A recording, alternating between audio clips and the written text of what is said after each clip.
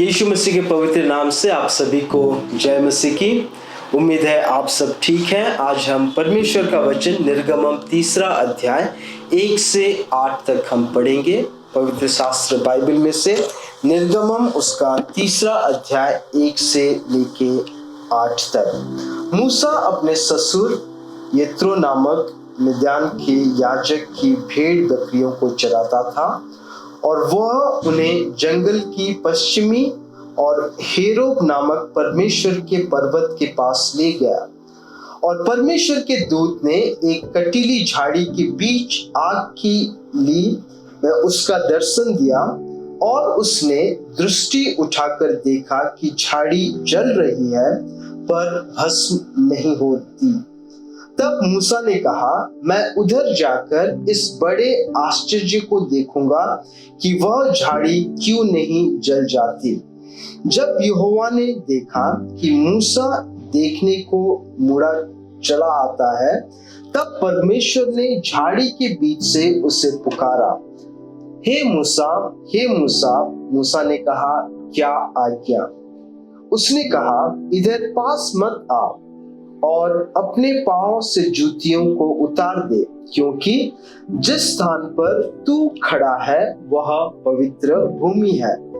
फिर उसने कहा, मैं तेरे पिता का परमेश्वर और अब्राहम का परमेश्वर, इसहाक का परमेश्वर और याकूब का परमेश्वर हूँ।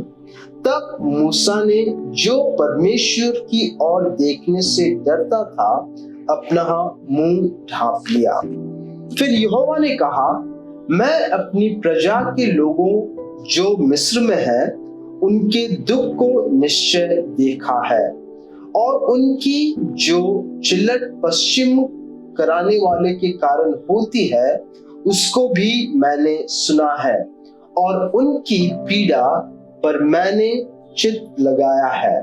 इसलिए अब मैं उतर आया हूं कि उन्हें मिस्रियों के वशा से छुड़ा के और उस देश में निकाल कर एक अच्छे और बड़े देश में, जिसमें दूध और मधु की धाराएं बहती है, अर्थात कनानी, हित्ती, एमोरी, परिज्जी, हिब्बी और यूबियस के लोगों के साथ मैं पहुंचाऊं। परमेश्वर इस पढ़े हुए वचनों पे वो हमें आशीष दे। बाइबल की जो पहली 5 किताबें हैं उसको मूसा ने लिखा है और उत्पत्ति की जब हम किताब को अगर हम देखते हैं तो हम ये जानते हैं कि उत्पत्ति की जो घटनाएं हुई हैं उस वक्त मूसा पैदा नहीं हुए थे। तो उन्होंने जो घटनाओं को जो उन्होंने लिखा है, ये घटनाएं जो है उन्होंने बाहर से या दूसरे जगह से उन्होंने सुन के उन चीजों को उन्होंने लिखा है, जिसे पवित्र आत्मा की अगुवाई थी। और उन्होंने हमें दुनिया की शुरुआत कैसे हुई, सृष्टि कैसे शुरू हुई, इसके बारे में हमें जानने में मदद करती है।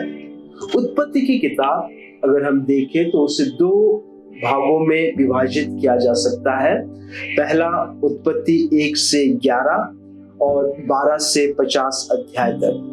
अगर हम 12 से 50 अध्याय में अगर हम देखेंगे तो खास करके हमें 4 लोग हमें देखने को मिलते हैं या फिर 4 पीढ़ियां हमें नजर आती है। एक हो गए अब्राहम, एक हो गए इसहाक, एक हो गए आइजक और एक हो गए यूसुफ। और जब हम निर्गमम की किताब में हम आते हैं तो हम ये देखें और ये जाने कि यूसुफ की जो वंशावली है वो इजिप्ट या मिदुन के लोगों के बीच में है और वहां पे वो आकर वो उन्हें खाने की कमी थी। जिस जगह पे वो रह रहे थे उस जगह से जब खाने की कमी थी उन्होंने अपनी उस जगह को छोड़कर उन्होंने इजिप्ट में आके उन्होंने अपना जगह बनाया और वो इतने अच्छे से रहने लगे, उन्हें वो जगह इतना पास आया कि कुछ दिनों के जो मेहमान थे वो 400 साल रहने लगे।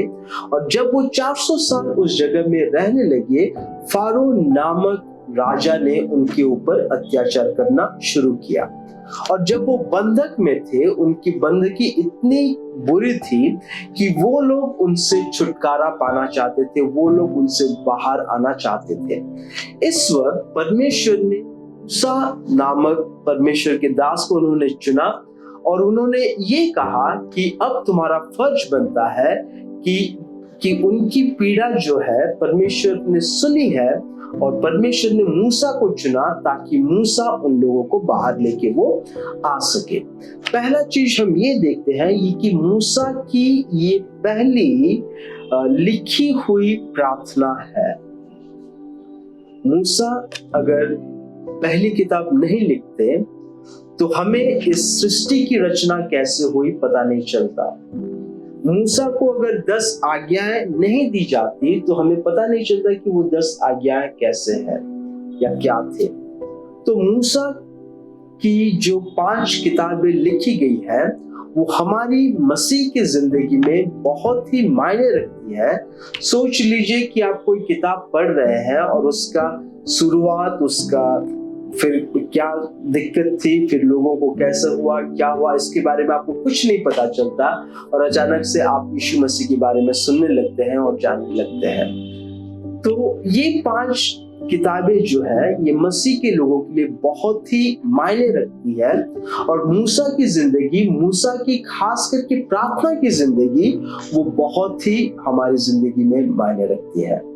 और हम जब नवंबर का महीने में हम आगे जाएंगे क्रिसमस की ओर, हम कोशिश करेंगे कि प्रार्थना क्या है और मूसा की जिंदगी से हम प्रार्थना के बारे में हम सीखने की हम कोशिश करेंगे। सबसे पहला चीज हम ये सीखते हैं इस अध्याय से कि प्रार्थना जो है वो परमेश्वर के साथ बात करना या इंसान से वो शुरू नहीं होती, प्रार्थना बल्कि परमेश्वर से शुरू होती है। परमेश्वर हमसे बात करते हैं और परमेश्वर की बातों को जब हम सुनते हैं तब प्रार्थना शुरू होती है। परमेश्वर हमसे कैसे बात कर सकते हैं? परमेश्वर आज हमसे वचन के जरिए से बात करते हैं, परमेश्वर हमसे अपनी परिस्थिति के जरिए से बात करते हैं, वो चाहे घर की परिस्थिति हो, वो चाहे हमारी खुद की जिंदगी की परिस्थिति हो, परमेश्वर इन सारे चीजों से हमसे वो बात करते हैं। और जब हम उनकी बातों को सुनते हैं और समझते हैं कि परमेश्वर के बगैर हम कुछ भी नहीं कर सकते हैं, उस दिन हमारी जिंदगी में प्रार्थना की शुरुआत होती है। तो प्रार्थना जो है वो हम शुरू नहीं करते, प्रार्थना परमेश्वर शुरू करते हैं। परमेश्वर हमें एक ऐसे मोड़ पे लेके आते हैं जहां पे हम घुटनों पे, जहां पे हम परमेश्वर के साथ हम आने में मजबूरी होते हैं। और यही चीज को हम देखते हैं कि परमेश्वर ने जब मूसा से बात की तो मूसा ने कहा 4थे आयत में, जब यहोवा ने देखा कि मूसा देखने का मूड चल आता है, तब परमेश्वर ने झाड़ी के बीच से उसको पुकारा, हे मूसा, हे मूसा। मूसा ने कहा, क्या आज्ञा? अगर अंग्रेजी बाइबल में हम देखते हैं तो वहां पे मूसा कहता है कि मैं यहाँ पे हूं, क्या आज्ञा? और जब हम परमेश्वर को कहेंगे कि परमेश्वर क्या आज्ञा है मेरे लिए, तो परमेश्वर सबकी जिंदगी में आज्ञाओं को वो जरूर देंगे। मूसा एक ऐसे इंसान थे जिन्होंने परमेश्वर के साथ, जब परमेश्वर ने उनसे बात किया, उन्होंने उनकी बातों को सुना या फिर उनकी बातों में प्रक्रिया थी परमेश्वर ने जब उनसे बात की। दूसरी चीज हम देखते हैं कि परमेश्वर उनसे कहते हैं कि मैं अब्राहम का परमेश्वर हूं, मैं इसहाक का परमेश्वर हूं और मैं याकूब का परमेश्वर हूं। और हमने देखा कि उत्पत्ति 12 से 50 अध्याय में हमने ये देखा कि यूसुफ भी एक बहुत ही मायने रखते हैं जब हम उत्पत्ति को किताब को हम पढ़ते हैं। लेकिन परमेश्वर कभी भी वो अपने आप को मैं यूसुफ का परमेश्वर हूं कह के वो अपना परिचय नहीं देते। वो हमेशा मैं अब्राहम का, इसहाक का और याकूब का परमेश्वर हूं करके वो कहते हैं। इसका मतलब ये नहीं है कि वो यीशु के परमेश्वर नहीं है, इसका मतलब ये नहीं है कि वो हमारे भी परमेश्वर नहीं है। लेकिन मैं ये मानता हूं क्योंकि परमेश्वर ने यूसुफ से सीधे बात नहीं किया। उन्होंने जब कभी भी यूसुफ से बात किया, उन्होंने दर्शन के जरिए से, उन्होंने स्वर्ग दूतों के जरिए से उन्होंने परमेश्वर के साथ उन्होंने बात किया। लेकिन जब हम इब्राहिम, इसहाक और याकूब को देखते हैं, उनके साथ परमेश्वर ने सीधे बात की। और जब मूसा को वो बात करने आते हैं या मूसा से जब वो बात करते हैं तो वो मूसा को याद दिलाते हैं, देखो मूसा, तुम्हारे दादा परदादा जो थे उन्होंने मेरे साथ एक संपर्क, एक रिश्ता बना के उन्होंने रखा था, और अब तुम्हारा वक्त आया है कि तुम अपना रिश्ता मेरे साथ बनाओ।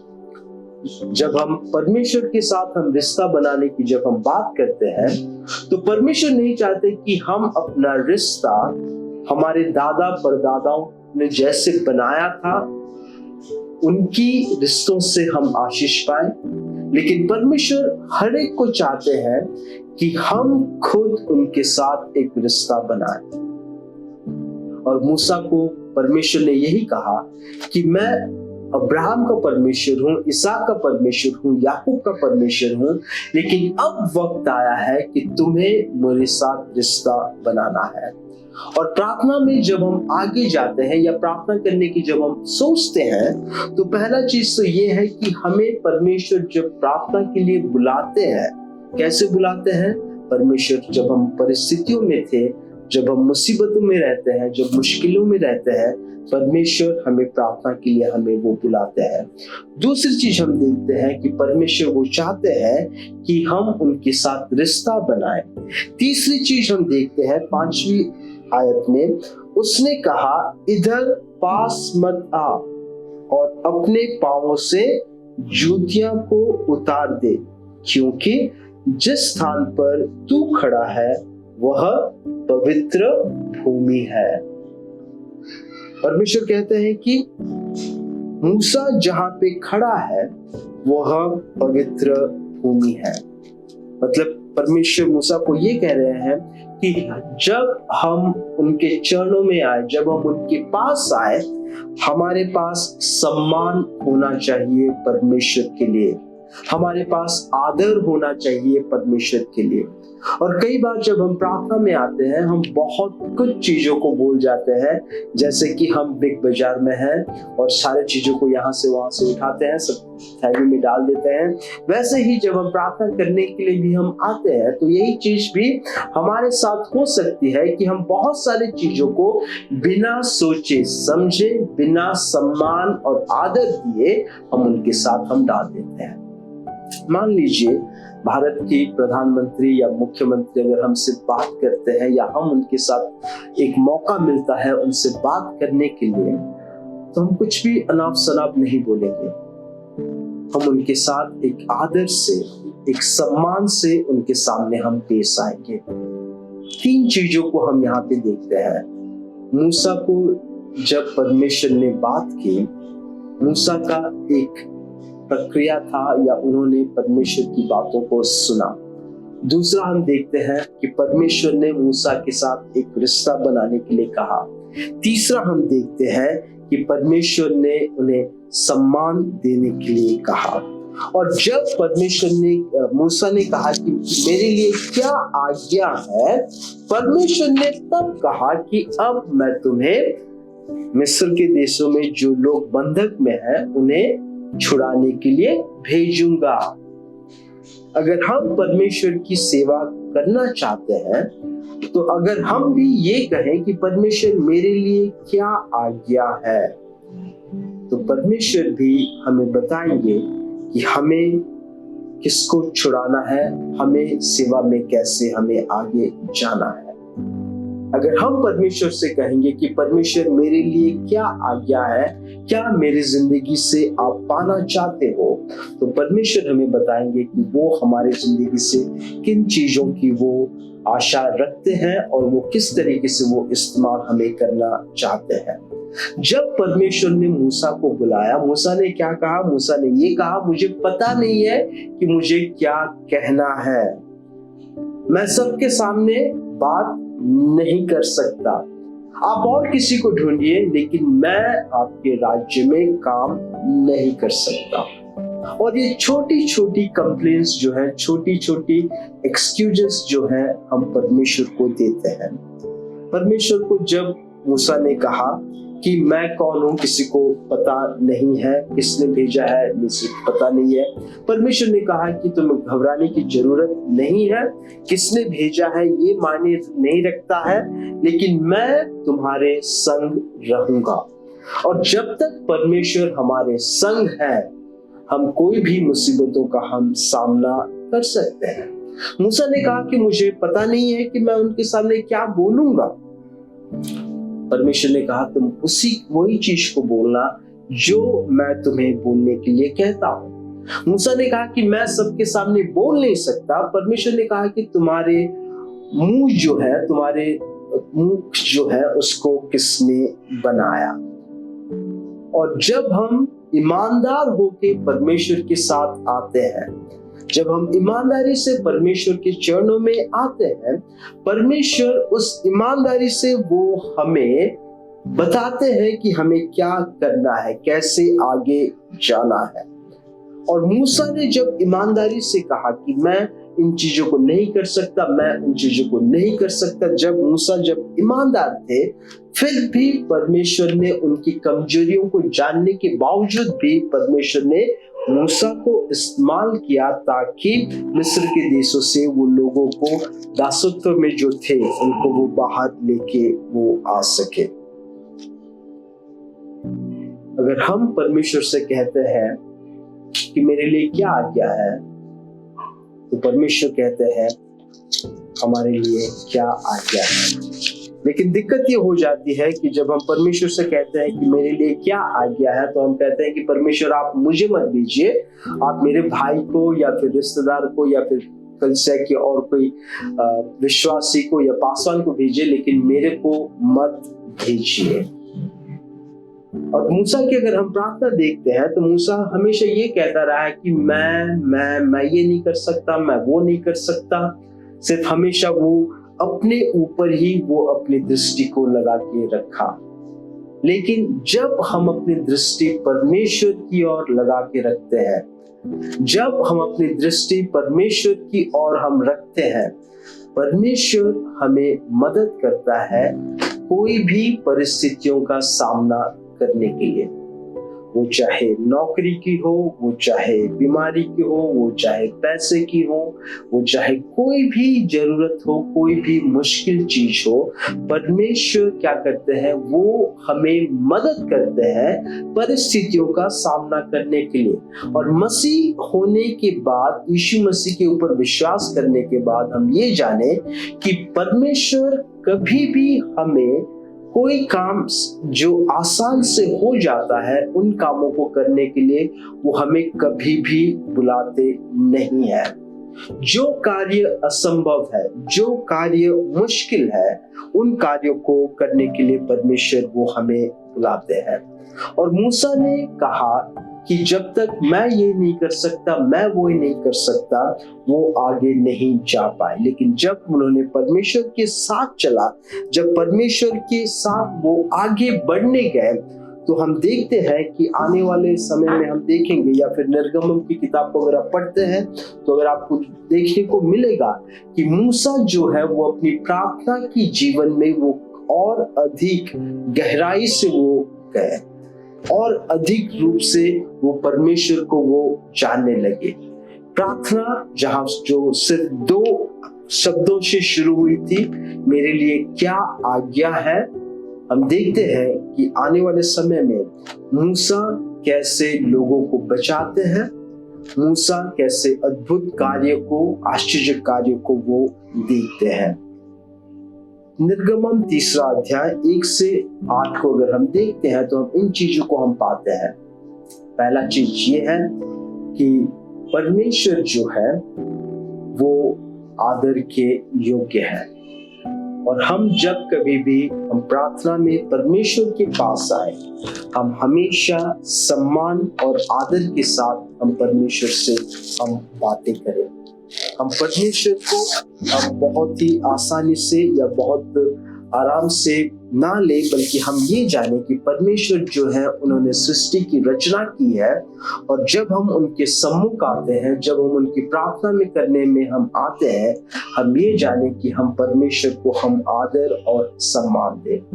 दूसरी चीज हम ये देखते हैं कि परमेश्वर के साथ हम जब आते हैं, मूसा को परमेश्वर ने ये कहा कि मैं तुमसे रिश्ता बनाना चाहता हूँ, क्योंकि मैं अब्राहम, आइजक और याकूब का परमेश्वर था, लेकिन मैं अब तुमसे रिश्ता बनाना चाहता हूँ। दूसरा चीज हम देखते हैं कि हम परमेश्वर के साथ हम रिश्ता बनाएं, ना कि जब कभी कोई जरूरत हो, ना जब कभी भी कोई चीजों की जरूरत है, इन चीजों में हम रिश्ता बनाएं, लेकिन हम परमेश्वर के साथ हमेशा रिश्ता बनाएं। और जब हमें परमेश्वर की आवाज सुनाई देती है, हम पीछे ना हटे, और परमेश्वर की आवाज हमारी परिस्थितियों से हमें सुनाई देती है।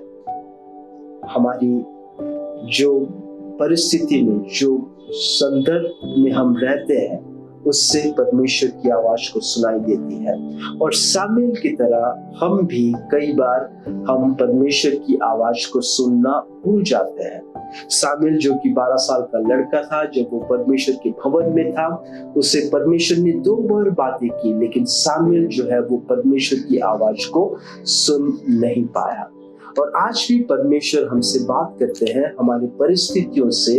हमारे जो संदर्भ है, वो चाहे घर की संदर्भ, जहाँ पे कार्य करते हैं उसके संदर्भ, या फिर समाज, या फिर अपनी खुद की जिंदगी, इन सब संदर्भों में से परमेश्वर हमारी जिंदगी में कार्य करते हैं, और हमें इन सब चीजों को ध्यान से सुनकर हम भी परमेश्वर से हमारी प्रतिक्रिया होने की बहुत ही जरूरत है। अगर हम इन 3 चीजों को अगर हम ध्यान देकर हम अगर प्रार्थना की जिंदगी को शुरू करेंगे, तो हम मूसा की तरह हम भी और गहराई से परमेश्वर को जान पाएंगे और समझ पाएंगे। आइए हम परमेश्वर के चरणों में जाएं और परमेश्वर से कहें कि परमेश्वर आप मेरी प्रार्थना की जिंदगी में, परमेश्वर से कहें कि परमेश्वर आप मेरी समस्याओं में, हर एक परिस्थिति में आप मुझे बात कर मुझे आप आगे जाने में मदद करिए। स्वर्गीय पिता, आज की सुबह हम आपके चरणों में आते हैं और धन्यवाद देते हैं। हमारी परिस्थितियां जो कोई भी है, हम जिस कोई परेशानी मुसीबत से गुजर रहे हैं, हम जानते हैं पिता कि ये परेशानियां, ये मुसीबतें, ये आपके लिए असंभव नहीं है। आज की सुबह हम प्रार्थना करते हैं पिता कि जब हम आपके चरणों में आते हैं, जब हम आपसे रिश्ता बनाते हैं, जब हम आपसे सम्मान देते हैं, जब हम आपकी बातों को सुनते हैं, प्रार्थना करते हैं कि आप हमें और गहराई में आप हमें जाने के लिए आप हमें मदद करिए पिता। धन्यवाद देते हैं कि आपने हमारे हाथों में परमेश्वर का वचन दिया है। धन्यवाद देते हैं कि आपने हमें मौका दिया है जहाँ पे हम आपके साथ बात कर सकते हैं। धन्यवाद देते हैं कि आप हमारी प्रार्थनाओं को सुनते हैं और आप हमारी प्रार्थनाओं का जवाब देते हैं, इसलिए हम आपको धन्यवाद देते हैं। धन्यवाद देते हैं आज के दिन के लिए। प्रार्थना करते हैं कि आने वाले हफ्ते में भी आपके नाम को ऊंचा उठाने में और आपको अधिक रूप से जानने में आप हमें मदद करिए पिता। धन्यवाद देते हैं कि आपने हमारी इस प्रार्थना को सुनी है। ये प्रार्थना हम यीशु मसीह के पवित्र नाम से हम मांगते हैं, आमीन। परमेश्वर आप सबको आशीष दे, सबको जय मसीह की। आने वाले रविवार के दिन भी हम मूसा की और जो प्रार्थनाएं हैं उनके बारे में हम सोचेंगे और सीखेंगे। परमेश्वर आप सबको आशीष दे, सबको जय मसीह की। धन्यवाद।